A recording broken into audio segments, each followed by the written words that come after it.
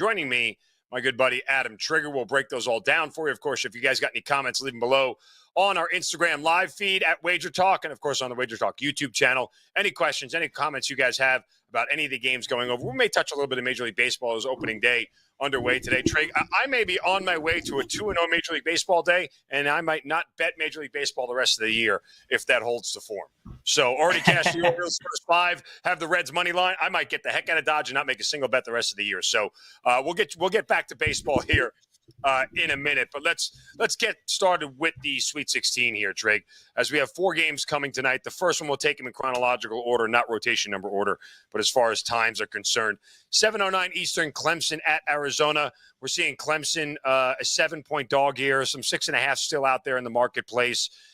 Look, I think the real question here for this game, Trig, and full disclosure, again, I have a future on Arizona to win the whole thing, so I'm not betting this game specifically, but kind of praying that Arizona wins this thing. Clemson, for as, good as they are, I mean, they've actually, I don't know how much luck you factor into this, Trig, because here's the reality of the situation. They took a New Mexico team that shoots better than 45% and held them to 37% shooting, and a Baylor team that shoots better than 48% shooting and held them to 38% shooting. So I don't know that their defense is that good. I don't know that they'll get a third game in a row where a really good shooting team and good scoring team like Arizona is not going to be able to shoot and score well. But how do you doubt the Clemson Tigers at this point after what they've done in the first 2 rounds? What are your thoughts on this matchup? Well, Mark, to answer your question, I guess for me, how would I doubt them is by watching them all year, right? Like, they're an ACC team, a team I've watched closely. I was all over Clemson against New Mexico. I thought it was a great matchup for them. I didn't think they should be an underdog in that game, but that was as much of a willingness to play against the Mountain West and willingness to play against New Mexico as it was. It was almost like I was okay going to battle with Clemson, knowing I was getting a full possession. Then it was just like, oh, I'm so all in on this Clemson team.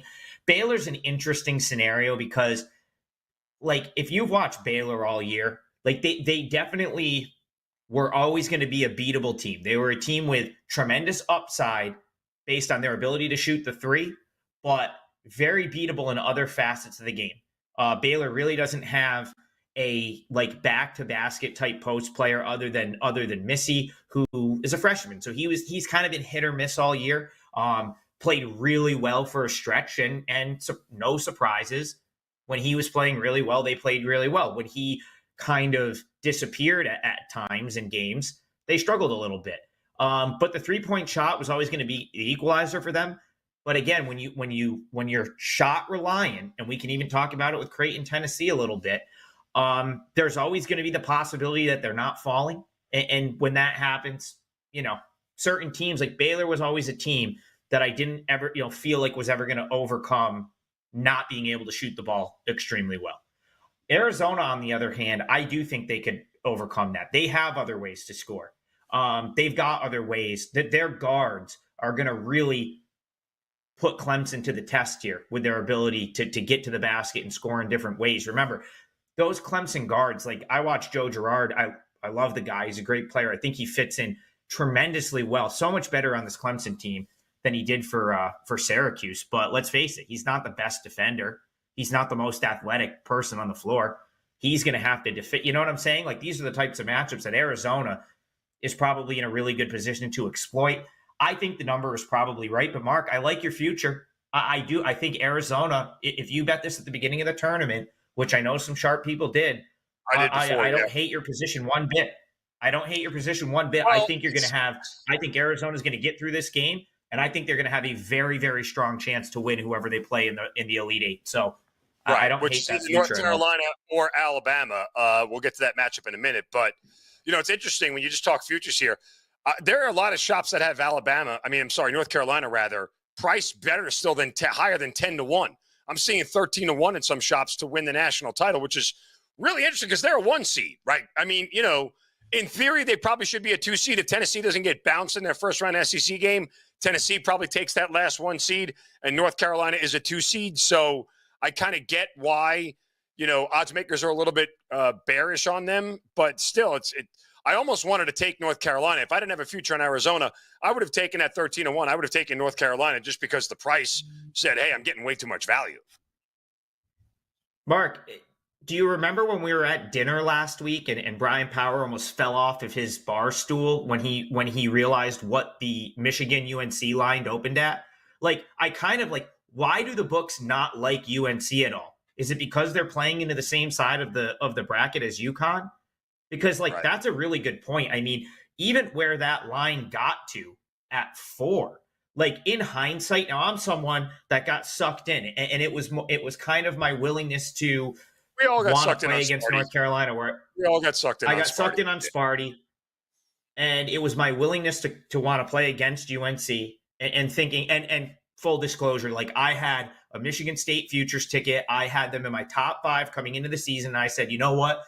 Like, I'm going to kind of buy this team sort of, for the tournament.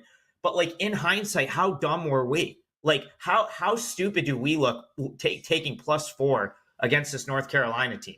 Right. Like, so now, like, I'm not saying I like them in this scenario. Like, I still think Bama can, give them some trouble. But like, are the books like way undervaluing UNC? It feels like that a little bit with that number. Yeah. AK has been saying it for weeks. AK has been our buddy Aaron Kidd has been saying it for over a month. And he's cashed a few tickets on UNC, like that this team is kind of getting no love, and that number would suggest that for sure. Yeah, no, it does. And again, if you guys got any questions or comments, please drop them in the chat. Big Dog says, I'm thinking UNC -4.5 and under. What do you guys think? We'll instead of going over, we'll jump to that game since we were just talking UNC and Alabama. That game, 9:40 tonight in the West Regional semifinals. I would tell you this, and here's the only way, Trig, I correlate totals and sides all the time just as a way to kind of handicap. I don't think there's a way Alabama can win an under game, but I think there's a way North Carolina can win an over game, if that makes sense, right? North Carolina could score at the rate Alabama could score if they wanted to in a game. I don't think you should doubt them to be able to get to 90. But if Alabama is only scoring 70, 75 in this game, they're dead in the water. They're dead in the water. They just don't have enough defense to hold anybody that low, or at least a good, competent Power 5 team like North Carolina. They won't keep them below 70, 75. Yeah, it's a really interesting game. You see, how many games do you see with the total in the 170s, right? Like that's a huge total. The way that this stays under, in my opinion, Mark, would be like a lack of efficiency, right? Like that's how you're going to get this to stay under, because we know that the pace is not going to keep it under. Both teams have excellent offensive ratings, but like the thing that I thought was interesting when I was digging into UNC in regards to them in general, as I try to like get my numbers to reference here, they were really inefficient in ACC play, from a field goal percentage standpoint. So in ACC play, from both 2 and 3 point range, they were 9th out of 15 teams. And, I know the ACC has had their day here in the tournament, but the bottom half of that league was not strong this year. There are people still trying to tell you 9th. The ACC had a down year. There's no denying that. Like, it was a bad year for the conference across the board. So exactly. And so to only be 9th in field goal percentage, and then, it doesn't show up fully in their offensive efficiency numbers, but they still finished behind Duke, Clemson, and Wake Forest in ACC play and offensive efficiency. Now, the defense is where North Carolina kind of comes off the juke. They're 1 across the board, aside from like turnovers created, right? Like, so North Carolina has actually been very solid defensively, and the overall numbers would suggest that they're 6th nationally defensive efficiency. But like someone came into our chat earlier when I was doing the show with McKinnis and was like, defense is optional at Alabama. And I actually kind of started to pull numbers and go back to the Grand Canyon game a little bit and just what I've seen out of Bama this year. And I somewhat disagree with that. And I'll explain why. I don't think Alabama is a poor defensive team as much as they just don't prioritize defense. Like Nate Oates just doesn't prioritize defense over getting the shot he wants and playing the pace that he wants. So if you know anything about Alabama basketball, you know that it's either a three or a run out, rim run layup. And if you do anything other than that, you're probably on the bench. He will take you out of the game. They play at their pace right now, adjusted tempo is 8th nationally. So they play it at extremely high pace. So they are outside the top 100 in defensive efficiency, but a lot of that's just because of how they play. They're a top 25 rebounding team, and they're a good shot blocking team. Those are both attributes of teams that know what they're doing on defense. Right? They're athletic. They're long and athletic, and that helps them. They're a good perimeter defensive team because they are long. They can close out on shooters very quickly because they are athletic. Like you said, it's just those situations don't manifest itself all that often because teams that want to sit in a half-court set against Alabama are going to be at a disadvantage. If they miss, Alabama's going to beat them to the other end of the floor. Exactly. So like that, it makes total sense that the books are going to say, okay, well, they're going to look at the number of possessions in the game, and then they're going to see you essentially have 2 of the top 15 teams in terms of like offensive efficiency. But remember, those underlying numbers for North Carolina, 9th in ACC play and field goal percentage from 2-point and 3-point range. What that means is North Carolina is accumulating their points by a high volume of shots. And a lot of that comes from a high volume of second chance points, rebounds, being able to out rebound their opponent, which we know UNC can do. But guess who else is a pretty freaking good rebounding team? Alabama. So as long as you chisel away that efficiency, that number might be too big. Like I'd be a little bit concerned. Like you have to be super efficient to go over 170. I would have had the number at 3.5 or 3. Like that's kind of what would you make the total? What would you make the total number? Like, do you think that's high? No, I think it's about right. I mean, 170 probably is about right. 171 is probably about right. 90 to 80 is where this thing would kind of be.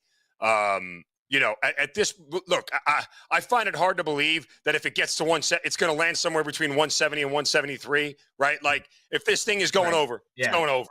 Right? If it's staying under, you're talking about it staying under by a margin of like 8 or 10, like where it's not even close because there's just that much inefficiency, as you said, and there's that many missed shots throughout the course of the game that by the first 15 minutes of the first half, this thing isn't going over. So I think that's kind of the way the game script goes. All right, again, continue to leave your comments and questions here on the Wager Talk YouTube channel and on the Instagram. Let's head over to the other bracket, the early game, San Diego State and Connecticut. Trig, God, I am now seeing 12.5s at some offshore books. This thing is ballooned. It was at, 10.5 as soon as the lines posted very quickly. Pretty much sat at 11 all week. The 12s came up today. Now 12.5s are coming up here. This number continues to balloon.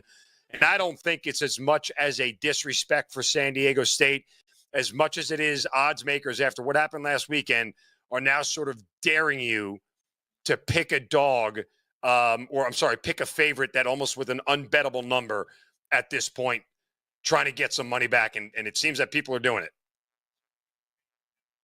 Yeah, Mark, it's like bookmaking 101 right here, right? Like the books are giving you a good number on San Diego State because they know they're going to there's so much recreational money in a Sweet 16 market that they know that they're going to get the same handle on UConn minus 12 as they would UConn minus 10.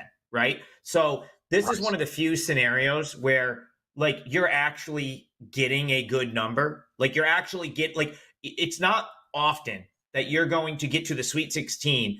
And like, I love how this gets thrown around. Like the books don't make mistakes. Like the book might make a mistake on Lemoyne against Sacred Heart in February. Right. Because they might make a mistake on that. They're not making a mistake 16 game. They're just not.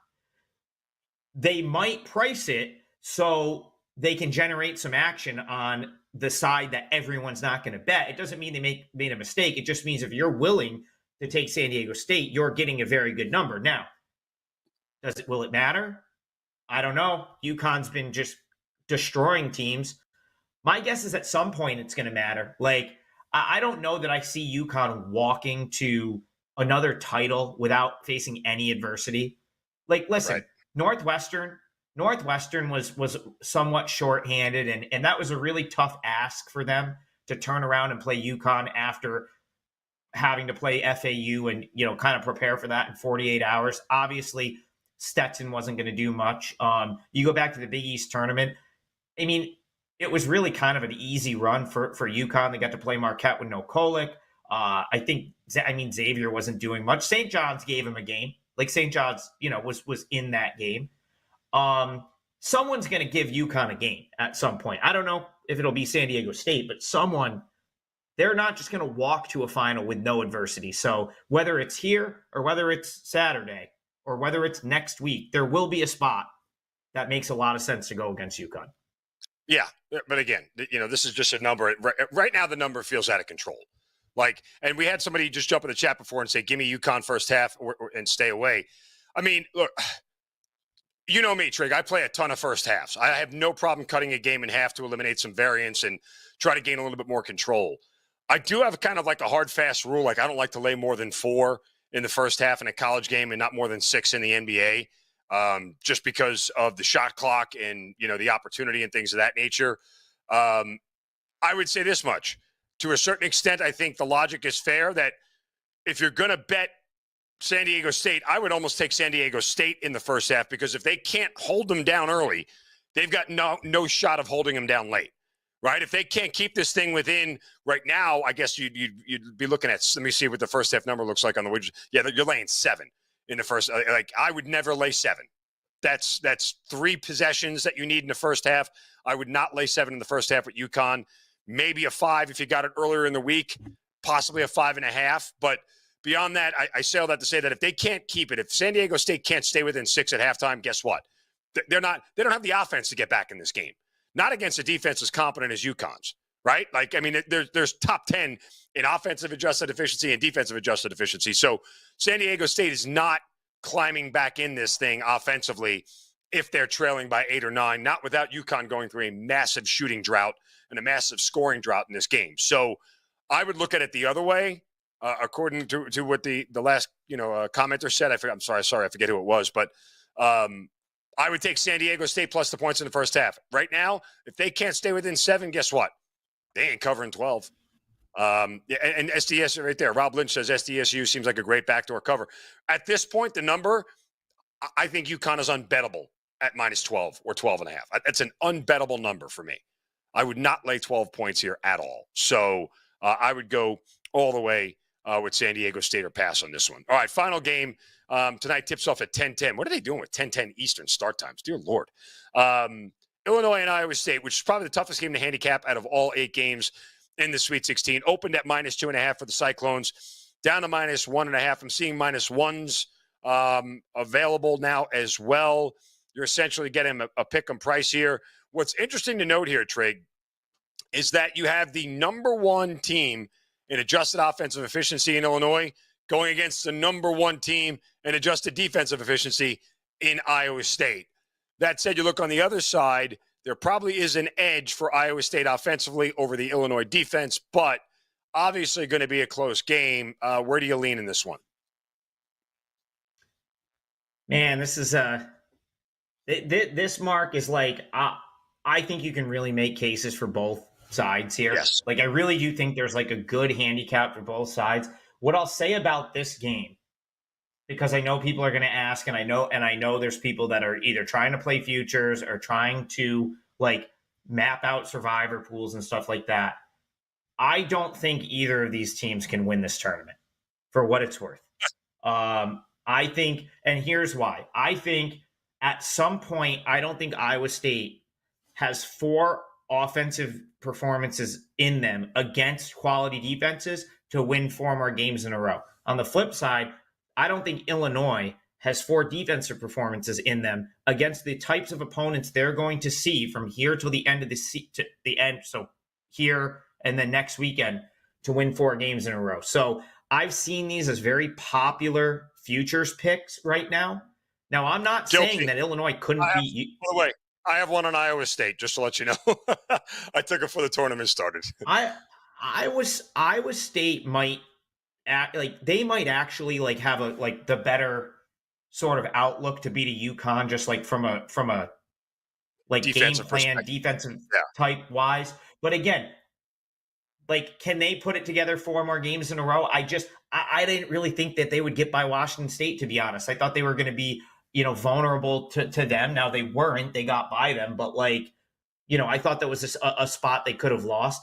My thing is, though, I will say this, in these tournaments, I tend to lean toward, if I have to pick from a long-term outlook, I'm typically leaning toward the offensive team, because I think it's easier to overcome like to outscore a team, or to have someone like hit big shots, or like in Illinois' case, like their ability to go inside and get points, and they can really score so many different ways. I mean, that offense is just firing right now. I think I'd be more willing to ride with that than like need a wipeout defensive performance.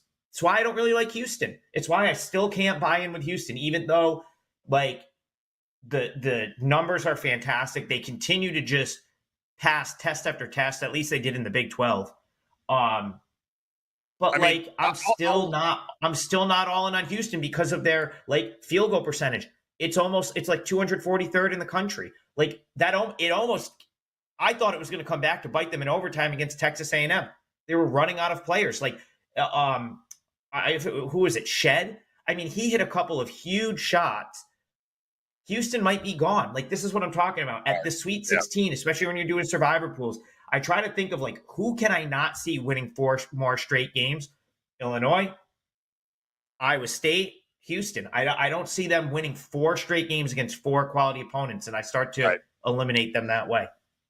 Again, Bradley jumps in the chat. Is this around where all the dogs cover? I would tell you they're going to price the favorites, as we just talked about with UConn, heavily. You're going to pay a premium on the favorites just to get some money going back in the other direction. I will say this much too.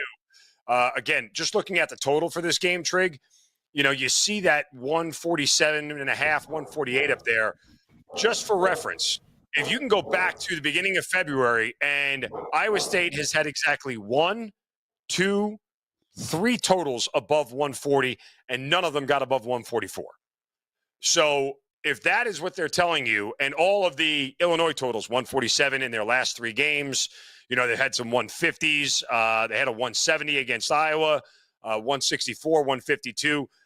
The fact that it's much closer to Illinois totals tells you that odds makers believe that the edge goes with the Illini, right? I mean, that's, that's just a way to look at the total and figure out what odds makers are telling you. If this thing was closer to 137 than 147, you would believe that Iowa State has the advantage just based off of where the number is going to go. If that helps you, I don't know what you make of that, Trig, if anything that draws your attention anywhere. I think the game edges definitely favor the Illini, but I think it'd be more. I think it's more likely the Illinois plays Iowa State's pace than the other way around. Right. I think it's more likely that Iowa State dictates the tempo of this game. Now, does that translate to them winning? I don't know, but I would probably lean with the person in the chat that said like they would look at the under, just because I think Illinois can be dragged down in pace a little bit. Iowa State, we know, plays a pace outside of the top 200. They're number 1 in adjusted defensive efficiency. You're going to have the nerves and sort of like the tightness of a Sweet 16 game, right? Like that's something worth noting. Now we're in the Sweet 16. Now we're going to NBA arenas, right? Like this is, it's a little bit different than what we saw in the Big Ten tournament, what we saw in the first 2 rounds when they kind of knew like Illinois was a double-digit favorite in both of their round of 32 games, like a little bit easier to come out and play loose there. Like, you may get an early going where it's slower and it takes some time to get going. That might be good enough to get your under. Again, I'm not a great totals handicapper. I've never claimed to be, but that's kind of how I see the pace of that game. I think it's more likely that Illinois plays slower than it is Iowa State just comes out all out of whack and, playing the way Illinois wants them to play. All right, again, any final comments, drop them in the chat here, and we'll get to them before we sign off for the night. That's kind of the interesting things about these Sweet 16 games. We're going to see, kind of cream rise to the top. And I don't know about you, Trig. I love the fact that we don't have any, 12 and 13 seeds hanging around, that NC State's the only 11 seed. But even at that, they're a Power 5 program. I love the fact that 14 of the 16 teams come from Power 5 conferences. I think we're going to get a better round of basketball. I think we're going to get more competitive games. I think we're going to get more watchable games. And you'll probably likely see less blowouts given the level of competition. So I'm happy. As much as people hate the chalk, the public does, I don't. I like known commodities at this stage of the game. Oh, of course. I mean, that's like a tale as old as time, really. I mean, when the first rounds don't have as many upsets, you get a great Sweet 16, right? Like, I mean, I saw the other day, I remember this vividly because this was my senior year of college. And I remember obviously watching with all my friends in the house and stuff. Like the 2008 Final Four was all 1 seeds. And that was as good of a Final Four. That was the year that I think Mario Chalmers won and Memphis kind of blew the game. But like, what a great final. Like, so yeah, I mean, upsets are fun and everything, but sometimes the upsets kill this round a little bit and the following rounds. I mean, are we going to be mad if we get to the Final Four with like all top seeds? It's going to make for an awesome Final Four, an awesome Elite Eight. So no, I mean, it's, last week's done. It's done. And now we're getting all the big time matchups. There's some really good basketball games tonight and tomorrow. I'm looking very forward to watching them. All right, Trig, what do you have up on the site here? I know you have a 5% up, don't you, over at Wager Talk? 5% play in one of the games tonight. I just kept Mark. Maybe I'll take the rest of the season off with you. The White Sox plus 1.5. I won without scoring a run. 1-0 final.